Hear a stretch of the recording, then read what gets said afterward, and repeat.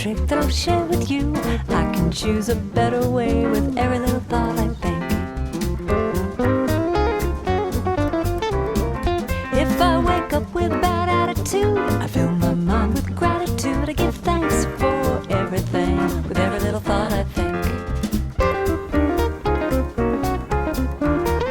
I can choose to be happy, choose to be free, moment by moment.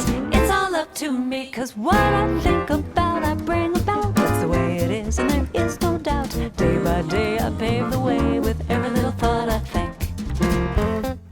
Hello and welcome. I am so glad you're here. I'm Beth, a creator-based coach with CMH Coaching for Life. I'm here today to help you and those you love create a life you feel grounded and at home in.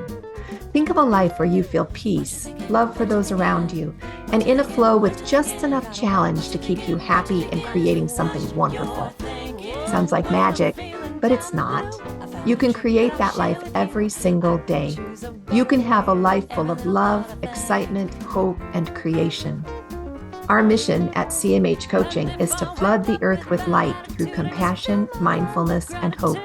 And I'm going to ask a favor of you. If you like what you see and hear today, think of someone you know that would enjoy and benefit from this message. Our mission is to flood the world with compassion, mindfulness, and hope. Share this with them. But for now, this is time just for you.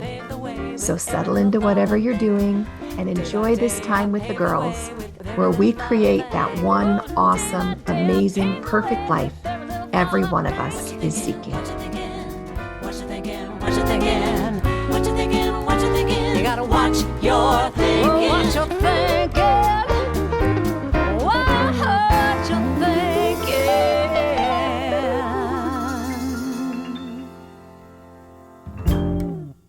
Welcome to A Creator-Based Life, episode 143. Yeah, we're getting closer to 150 all the time. We are again talking about confident connections, and I'm so excited to be here with Jacine Bonnet, a really great creator-based business coach, and Jennifer DeRoos, a fantastic creator-based hypnotherapist and coach in her own right. And today we're talking about, again, inner critics. But do you guys remember last week we talked about Walter and Donna? Walter the warrior and Donna the doubter. Well, Walter and Donna had a daughter. Mm-hmm. And I wish you guys could see the pictures of Walter and Donna, because I'll try and put them on the podcast when we upload. But Walter and Donna had a daughter, and her name is Imogene. And she carries all of the traits of the warrior and the doubter. And she doesn't do it in the subtle way that Donna and Walter do it. She does it in your face. Who do you think you are? I don't know what you think you're doing. This is wrong. Imogene is the queen of the imposter syndrome.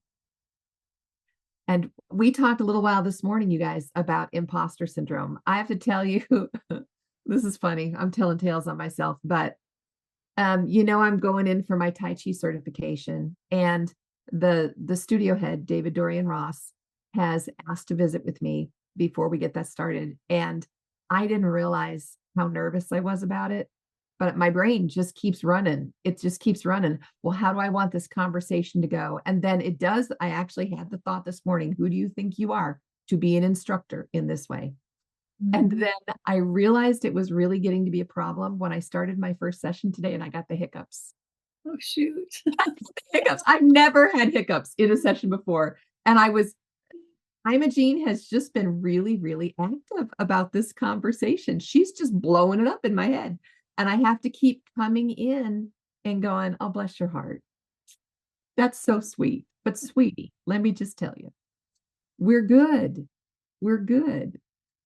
But the hiccup thing just cracked me up. And as soon as I got into, I like the first first maybe 5 minutes, I had hiccups really bad. And fortunately, she was very considerate, my client.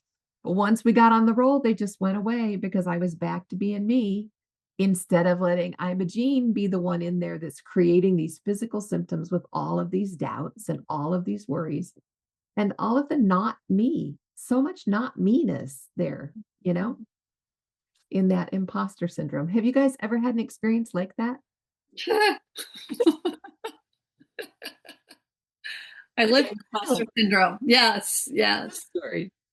No, that is what I have to manage a lot. Like, and it makes me nervous. Like, I really felt bad for you with the hiccups because it'll make me actually like have a panic attack or like anxiety, and I'll You be, will. You'll get to where you have to do box breathing yeah. or, some kind of physical shift for yourself. And when that happens to me, my brain goes offline, and I just feel like I sound like the stupidest person in the world. So it's like, yeah, I fulfill that. Literally flip the lid. Yeah, I fulfill being, what I imposter, being stupid. So yeah, no, I live in that space. So yeah. I feel pretty It is bad. funny what our beliefs and thoughts will do. And we start letting that part of us take control. But so what do you do with when your imposter shows up, Jen? I get mad at her, which probably is not good. Well, it's the initial reaction. Get out of my head. I'm like, this is not the time or the place. I need, it's like, I get really Back seat. Get in the back seat. Get in the back seat. Time You can be out. on the bus, but you cannot drive. Yeah, we can't do this right now. Yeah. That's right. No, no. Yeah, I know that I had when I first started with Health Source, I was an office manager in a clinic, and I just noticed that there were things that were missing with Health Source. It had only been a franchise at that point for 4 years. And so there was a lot of room for growth. And so I just started creating my own growth in our clinic because I was the manager, right? And so creating some things, and then fast forward 4 years later, I'm in a position where I could talk to the owner and at that time, their doctors that were doing the training for all the doctors and team members, and had the opportunity to just take my program that I had written and present it to like Ooh. like the And you head, don't get the stage dude right, that started this, right? right? Yeah, yeah. So, you're taking this to all of these doctors, people that have doctorates, and a lot of my education has come from the School of Hard Knocks, self-education, um, spiritual direction from my Heavenly Father, opportunities that I've had to serve in church callings, opportunities that I've had to serve in community. Um, And the way you've developed your own personal gifts. yeah, yeah, and keeping a journal of all of that kind of stuff, and just going to these doctors and saying, "Hey, I have this idea, and here's what I've been doing with our clinic and with a couple of other clinics that are near us, and running them through my training program." And that was a big, huge imposter syndrome because I'm like, in my brain, I'm like, well, I hope they don't ask to see my degree because I have an associate's. I hope Right. they don't ask to see this. I hope that they don't, but they didn't ask for any of that, right? It Because was, what matters is you and your skills. Yeah. and it was telling myself, "Hey, Imogene, I don't have to get in the back seat right now. 'Cause right now, I That's gotta it. talk to like 5 people that run that built this company and run it." So, yeah, and it speaking with them and having them actually listen was really important, and actually having them be curious enough to listen. And that came from my doctor having confidence in me and speaking to them and saying, "Hey, you guys need to take a look at what she's doing because like, this is like a missing piece, right?" Wow. And But then it feels good. that does feel good. But then that's when that imposter syndrome started coming up, right? Telling me that I'm not good enough at all the things I'm not, all the things I'm not. Well, and that's really how you recognize Imogene, is when you're hearing in your mind all the things you're not. Mm-hmm. Yeah, you listen, you're not that patient, you're not that good. We had new grandson born last Friday morning. And one of the things my son said to me when they just were getting into labor, I don't know how to be a dad. Oh, Yeah. No, you don't. You've never done that before. But when you think about looking at yourself, and when Imogene, puts her head up and says, you're not, you're, you might have to say, you're right, I'm not. But yet, got Jen's incredible word, I'm not Yet. yet, or I'm ready to grow, or I'm getting there, you know. I know my son's gonna be a great dad because he's just that kind of a person. And so you think about that for yourself. I'm just that kind of a person. What would it be like to claim that? Right. Yeah, I'm a Gene. Yeah, I can see that I don't have that experience, but I'm the kind of person who will succeed. I have this whole team behind me. What are you thinking, Jen?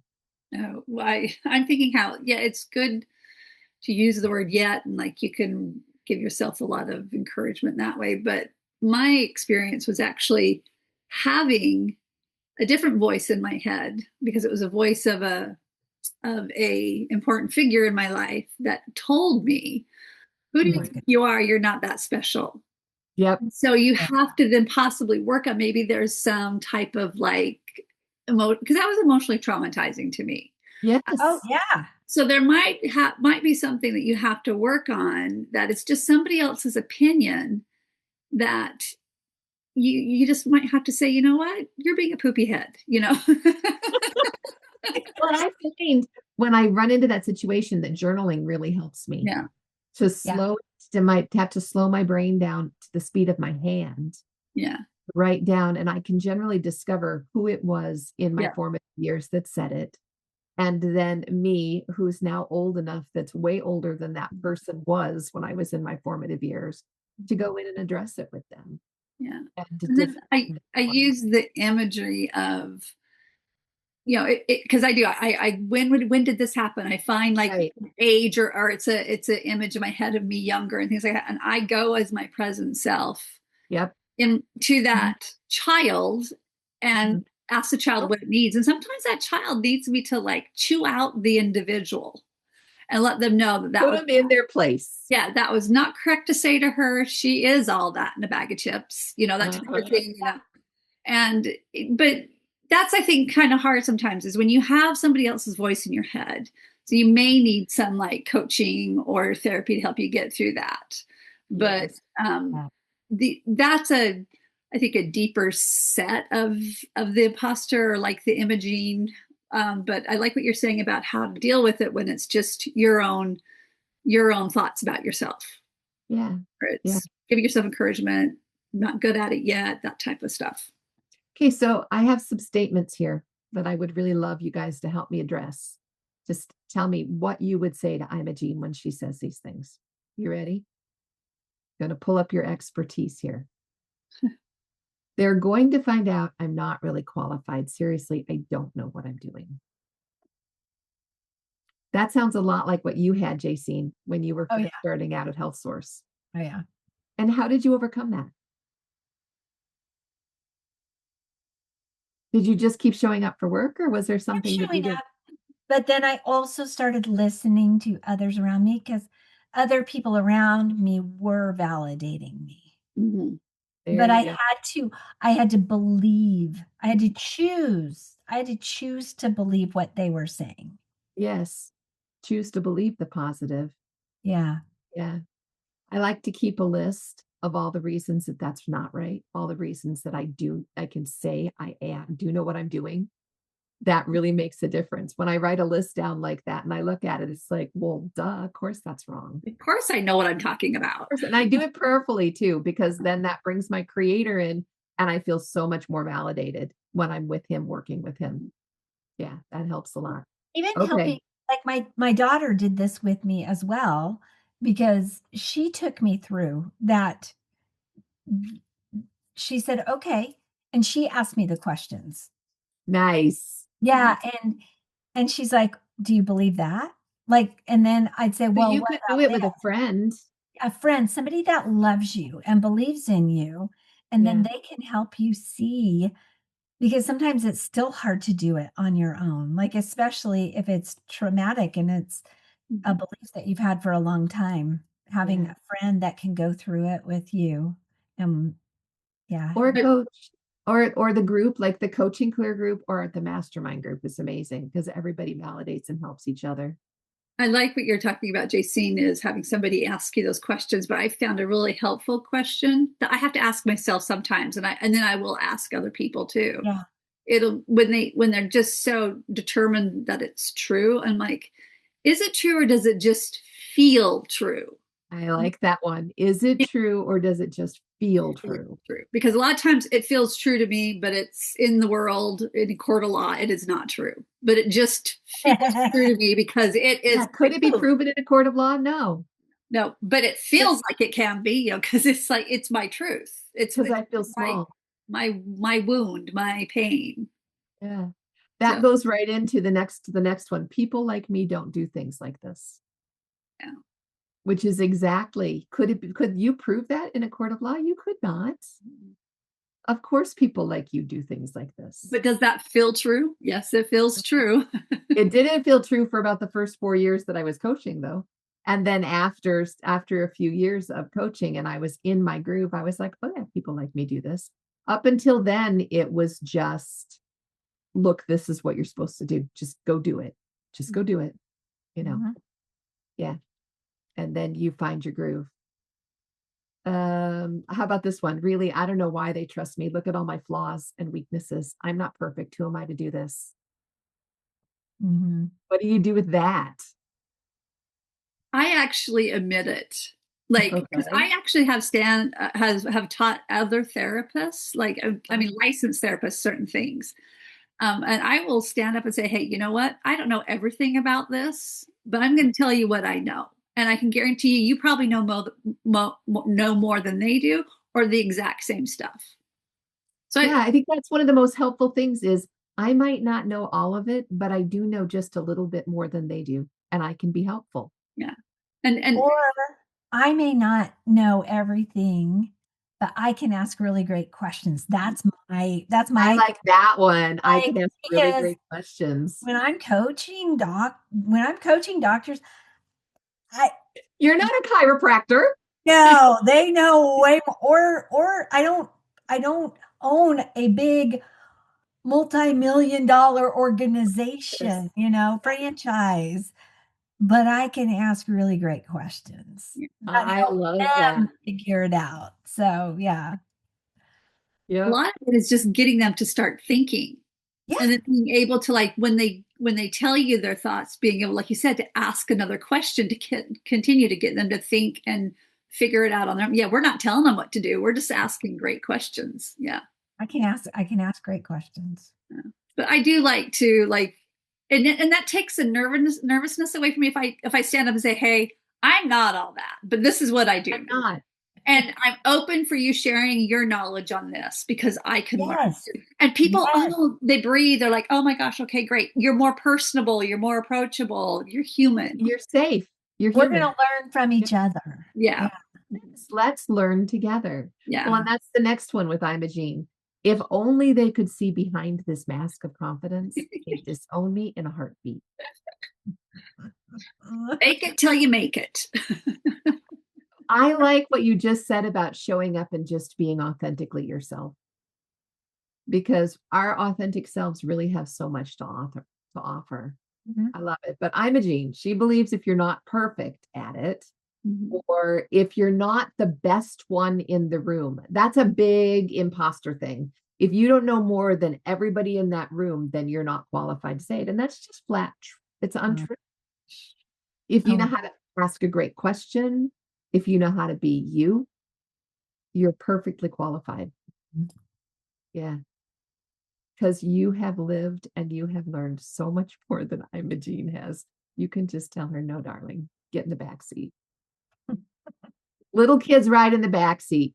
Grown-ups drive the bus. Yeah. And we're the grown-ups now. We get to do that. Yeah.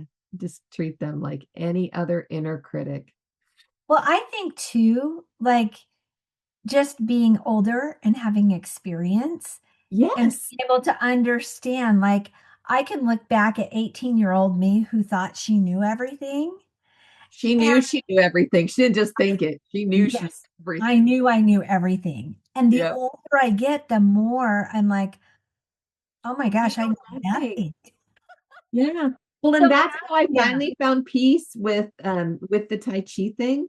I'm yeah. like, you know what? I don't. I mean, these people, like I said, he's got umpteen medals, in the world. I'm like, no, I don't know that. But I do know how to teach. Mhm. Do know how to share. I do know how to encourage. And I have this life experience. So I'm like, yeah, I could I can do that. And as long as I know this much more than they do, we're good. Yeah. That's all we need. It's the willingness, I think. Mhm. And our superpower is really just being who we are. Ooh, I love That's that. like Jen, you went to the retreat. And I know the first time you went to the retreat with a therapist, you were pretty nervous. Oh yeah. But when you showed up as Jen, they all thought you're pretty amazing. Yeah. It was so validating. It was really validating. And so that's helped my, imposter syndrome. Because when I do start to feel like that, I'm like, okay, you've got all these, past experiences. You can pull from those now. Yes. That's how I've been able to work with her now in this arena. Now I can go into another arena and be completely flat on my back because Well, of, there's someplace else to learn then, right? yeah. Right, Just right. it's just another place. But that's okay because God's got us. And so we can do that one too. We just do one at a time. Yeah. Mhm. And then Imogene stays in the back seat. And over time, even you might be able to teach her that she doesn't need to do so much with you, that you really do have it, right? Like you talk to her about being who you are now and how much more you know and how much more you've experienced. And one of my favorite things to do with my inner critics is to find out what they'd rather be doing instead of hanging out with me. Mhm. And then to reassure them that we've got it and give them permission to go do what they really want to do. And that to me is the best feeling. My heart just leaps with joy and off they go to whatever it is they wanted to do, whether it was shaving their legs or playing in the sandbox, depending on how old they are. I love that. I just Yeah. want to share from Rising Strong, and it's like one of the first, it's the intro and part of the intro. And Brene starts with this, and Brene by Brene Brown, Rising Strong. Don't you feel And like she's your sister at this point? oh, yeah, She's so a friend. She's Yeah, one of my I call her by your yeah, first name, yeah, Brene. Yeah, Brene and I, yeah, yeah. yeah. Yeah, so she starts with a quote from um, Theodore Roosevelt's Mhm. 1910 Man in the Arena Yeah. speech. And I think Troy it's has this. really Troy has this on his appropriate, mirror. Yep. Okay. appropriate for Imogene. Here we go. To On Imogene, listen up. all you Imogenes out there. Okay. It is not the critic who counts, not the man who points out how the strong man stumbles or where the doer of deeds could have done them better. The credit belongs to the man who is actually in the arena, whose face is marred by dust and sweat and blood, who strives valiantly, who at the best knows in the end the triumph of high achievement, and who at the worst, if he fails, at least he fails while daring greatly. Mhm. Isn't It's that just amazing? And then Brene says, feels like daring greatly.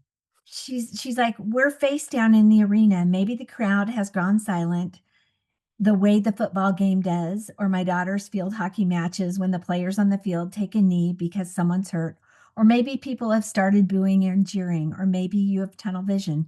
Get up, shake it off. Our face down moments can be big ones, but they can also lead to daring greatly. And Imogene is afraid of daring, but Yes, you can dare greatly, dare rise greatly. strong. Yeah. Yeah. Yeah, that's a beautiful, beautiful book. Yep, dear greatly. And maybe you could help Imogene remember sometime when she really was great. Ooh.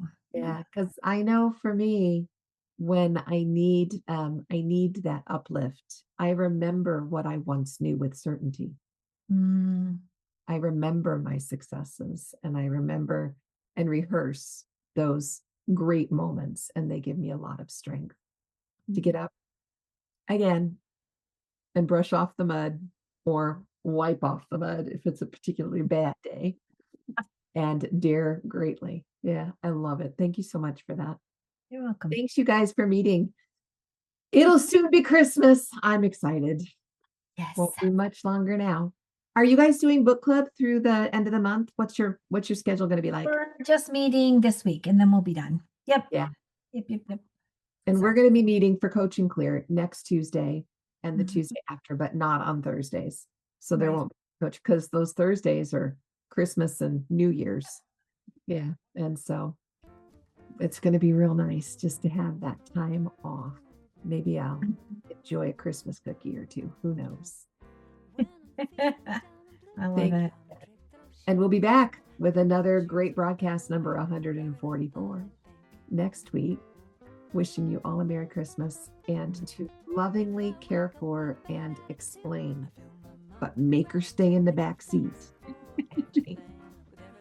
Y'all have a great week. Bye. Bye. Bye, guys. I can choose to be happy, choose to be free, moment by moment. It's all up to me, 'cause what I think about, I bring about. That's the way it is, and there is no doubt. Day by day, I pave the way with every little thought I think. Hey, thanks for joining us today in A Creator-Based Life. I hope you felt that compassion, mindfulness, and hope you came seeking today. You can find more of it at cmhcoaching.com or on Linktree/CMHcoaching. Of course, any social media outlet, we're there too. Because you felt the benefit and light in this message, please invite those you care deeply about to join us. Help us to create a ripple effect across the globe of compassion, mindfulness, and hope. Then we can create a creator-based life together. Have a great week, y'all. We'll talk to you soon. I just fill my mind with gratitude. I give thanks for everything, with every little thought I think. I can choose to be happy, choose to be free, moment by moment. It's all up to me, 'cause what I think about, I bring about. That's the way it is, and there is no doubt. Day by day, I pave the way with every little thought I think. Day by day, I pave the way with every little thought I think. Whoa, day by day, I pave the way with every little thought I think. What you thinking? What you thinking? What you thinking? What you thinking? What you thinking? What you thinking? You gotta watch your